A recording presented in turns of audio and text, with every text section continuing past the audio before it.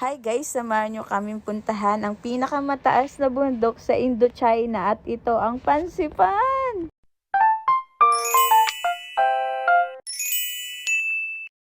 Marami tayong pupuntahan ngayon, kaya maliligo nga muna ako. Mabuti na lang talaga at may heater ang shower dito. Dahil kung wala ay hindi talaga ako maliligo. At isusuot ko nga lahat yan sa katawan ko. Dahil doble nga daw ang lamig ngayong araw. Kahit nga nasuot ko na yung ibang damit dyan ay susuotin ko na ulit. Tayo lang naman ang may alam, secret lang natin ha.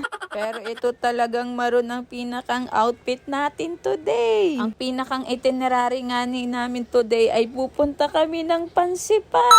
Sobrang taas nga ang bundok yun kaya sobrang lamig. 5 sapaw na damit na nga tong gagawin ko. At talaga namang magdadala pa talaga ako ng extra jacket na ito. Pero bago nga kami gagala ay kakain nga muna kami ng almusal. Dahil kasama nga yun sa binayaran namin dito. Kaya pumunta na rin ako at baka maubusan agad ako. Aba, mahirap na, libre ay. Pero sa dami nga ng pagkain ay hindi mo rin alam ang kukunin mo. Pero dahil nga marami kaming pupuntahan ay nagkanin na lang din ako. At syempre kumuha din ako ng prutas para mas healthy tayo. At juice lang din yung drinks ko dahil mahirap na. Dahil buong maghapon kaming may lakad. Dahil baka kung magkape ako ay baka tumawag ang kalikasan sa akin sa hindi inaasahang oras. Kung alam nyo yung tawag ng kalikasan ay talaga namang magigets nyo ako. Pagkatapos ko din kumain ay bumalik ako sa kwarto ko para mag-retouch at maglagay ng stardust sa mata ko. Pupuntahan nga muna namin yung rainbow slide dahil medyo maaga pa nga para umakyat ng bundok sa Pansipan. Kaya nag-book na din kami ng Grab para makalarga na ang mga tao. Dahil hanggang ngayon nga ay zero visibility pa rin na. I mean zero visibility. O, diba? Tumama. At ganito nga makipag-usap ang mga driver dito. Sinasuggest niya nga na wag na muna kami pumunta ng Pansipan. Dahil nga wala daw kaming makikita ngayong araw dahil zero visibility. Pero rain or shine ay tuloy talaga kami. Dahil bago nga kami pumunta dito ay nakapag-book at nakabayad na rin kami. We're going back to Hanoi tomorrow.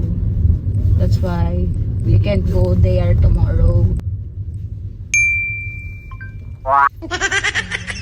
Ako nga yung palaging nakapwesto sa harap at katabi ng driver kaya ako lagi yung nakakausap. Guys, hindi naman ako na-informan dito yung kapatid ko. Mabilis nga kaming nakarating dito. Para nagkakadevelopan na tong dalawa. Aray ko. Yari talaga kayo sa mga asawa nyo. Bago nga kami umakyat ay nag-tiktok na naman kami dito. Ito talaga yung pinakamasayang araw na travel ko dito sa Vietnam. At talaga namang hindi kami nagkamaling pumunta talaga dito. Bago ka nga makarating sa rainbow slide ay marami ka ring makikitang magagandang spot dito.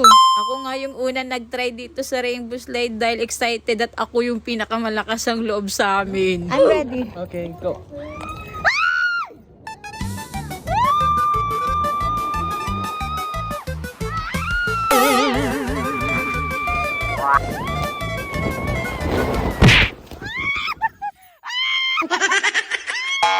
O, diba? Puro bunganga ko lang yung nakita nyo. Sobrang saya talaga ng experience na yun. At sumunod na nga din tong pinsan ko. Tapos si Kuya Louie na pinakamalaki sa amin. Panoorin nyo kung paano sungal-ngalin ng bunganga ko ng fila. Wala kasi yan makabayan. Kuya Louie! Louie! Undercover!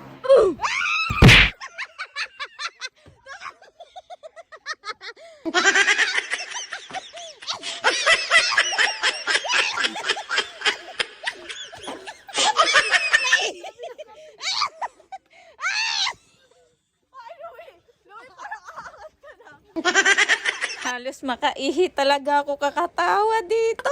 At talagang may lumabas na, umamin ka, Betchay. Pagkatapos nga namin lahat ay kanya-kanya talagang kwento kung anong experience. Dito, tingnan mo yung mukha ko, nakapikit ako. Ikaw din? Oo, nakapikit. Ako hindi. Nangapa nga eh. Ako doon, nasa may pagbaba. Ako dito, ito.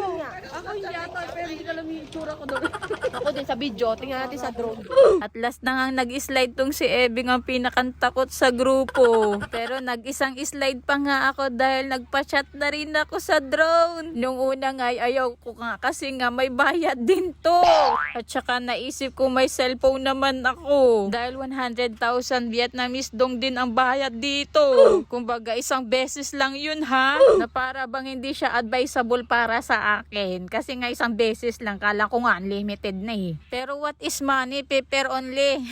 At saka minsan lang yan sa tanan ng buhay mo, betchay. Gawin mo na. Kumbaga hindi lahat ay nabibigyan ng opportunity na makapag-travel sa ibang bansa. At saka napakaiksi lang talaga ng buhay. Kung kaya mong gawin ngayon, gawin mo na. At isa nga din sa pinuntahan namin tong Mat Pet Farm Sapa. May entrance nga dito kaya need nga muna namin magbayad. Tingnan mo. Kasi ano lang yun eh, 1,000, 2,000, di 10 lang yun. Di 30 lang yung binigay ko. Binigay niya!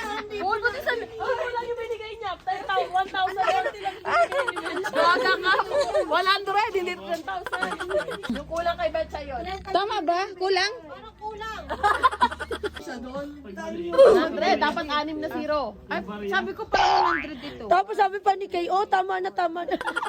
Isa nga sa pinakang-challenging dito ay hindi ang paglalakad ng malayo. Dahil nga mas nahihirapan ako magbilang ng pera nila. Nagpakain nga kami ng alpaka dito. Pero tingnan mo naman yung ginawa niya sa akin. Boy? Ba't ka nakagapang ganyan? Baka sobra na ng kain.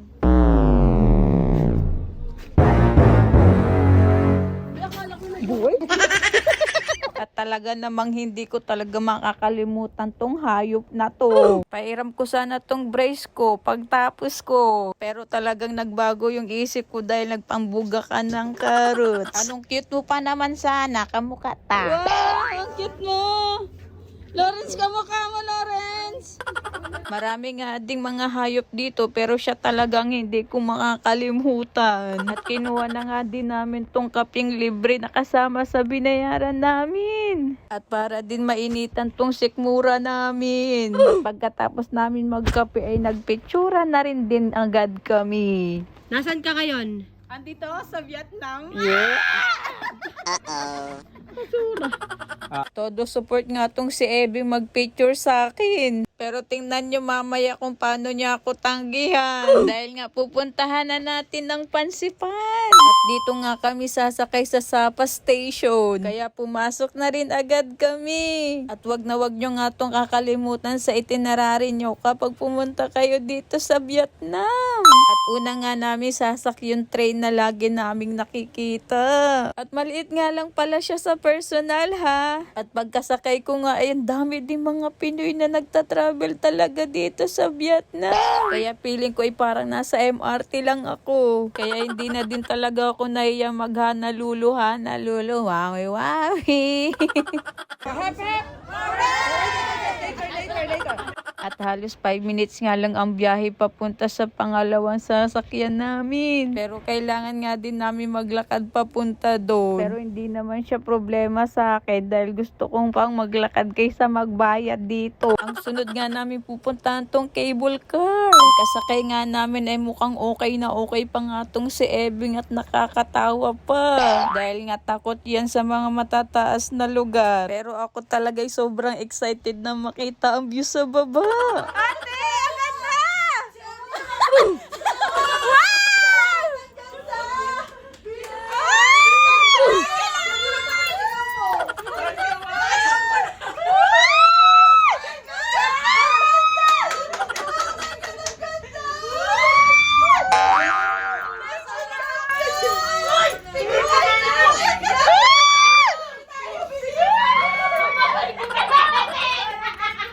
Dapat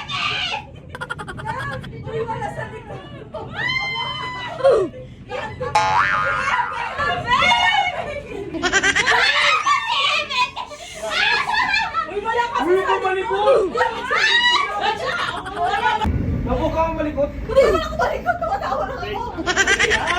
At talaga namang tumatawa lang si Nining ay napagalitan pa ng asawa niya. Sobrang ganda talaga ng view at talaga namang gustong gusto ko talagang magpa-picture kay Ebeng pero tinanggihan ako. May picture ako! At talaga namang inisnab niya ako sa mga panahon na yan. At may isa pa nga din takot na si Ate Jo. Kinakabahan siya kasi sabi niya baka kami bumangga sa bundok. Pero tong si Ebing ay hindi pa talaga tumitingin sa baba. Pero at least nakasurvive naman siya. Parang 15 minutes nga din kaming nasa cable car. Kaya medyo matagal din. At isa na nga lang din yung sasakyan namin para makarating sa Pansipan. Pero pag akyat namin talaga sa taas ay zero visibility pa rin. At sobrang lakas pa nga ng hangin. To the point na parang madadala na kami. Kaya talagang nag-join first na kami at nagyakapan para yung magawakan sa isa't isa. Magkano sa akin? Kaya pinto. Pero talagang TikTok is live kahit madala ng hangin. Pero mukhang gusto magpainit nitong dalawa. At nakasakay na nga din tayo dito sa last ride natin papuntang Pansipan. Kaya pala ito yung pinakamataas na bundok sa Indochina dahil talagang namang napakataas. At dumaan na nga din muna kami dito sa coffee shop dahil nga kumukulubot na rin ang mga balat namin. At hihigop na nga din kami ng kape. At saka talagang magutom na. Gusto ko din ma-experience na mag-order dito kaya sumama ako kay Nini. Pero talagang sa pagbabayad ay talagang hirap ako. Kaya tinulungan niya na din ako para matapos na. At mabilis naman naming nakuha yung order namin. Gusto ko sanang mag-moment dito yung mga mala Instagram na post or video baga ay hindi ako marunong. Tingnan mo at natapon pa talaga ang kape sa jacket ko. Ay nako, wag nang ang pilitin kung hindi kaya. Kaya inubos ko na din agad para makapagpa-picture na kami dito sa Pansipan. Winter season nga kami pumunta dito kaya ganito talaga ang panahon. Kaya talagang tumatalsik tong mga flag sa mga mukha nila. At pagkatapos nga na partner na magpicturean ay ako naman ang nagpa-picture. Medyo hirap nga akong hawakan yung vlog dyan dahil nadadala ako ng hangin. Hindi ko talaga lubos akalain na mahawakan ko ang vlog na to. Naisipan na din namin bumaba dahil nga medyo lumalakas na din ang hangin. At nakababa naman kaming lahat ng buhay. Pabalik na kami! At sasakay na nga ulit kami ng cable car dito. Marami na nga kaming kasabayan dito na hindi namin kilala. Kaya talagang walang nagsigawan sa aming lahat. At sa wakas nakapagpa-picture na nga tong si Ebeng. Hindi nga ako maingay dyan kaya kalma lang siya. Pagkababa nga namin ng cable car ay sasakay na naman kami ng tren pabalik. At talaga namang nagugutom na din ang mga tao. Dahil hindi pa nga kami kumakain. At namumula na din tong mukha ko sa sobrang lamig. Kaya talagang pagkalabas namin sa Sapa ay naghanap na rin kami ng makakainan. Naghahanap kami ng pwedeng kainan. Grabe yung mukha ko. Ito yung tinignan namin na pagkain kagabi. Parang dito kami kakain. Let's go. Kung dito kami kakain ng aming lunch kasi it's already magpa-5 na yata. At dito na nga kami kumain. Matapos talaga ng mahabang lakaran ay deserve nga namin mag-unlimited sanggupsal. Hingi nga ako ng isa pang tong para makatulong din ako sa pagluluto at nang makakain na kami. One season and coke. One piece of Talaga namang mapapa-English ka nang wala sa oras. At bigla namang lumabas tong malaking aso. Parang mas malaki pa nga siya kaysa sa akin. Kaya nagbayad na rin din kami agad baka lapain pa. At nahirapan na nga kami magbayad dito.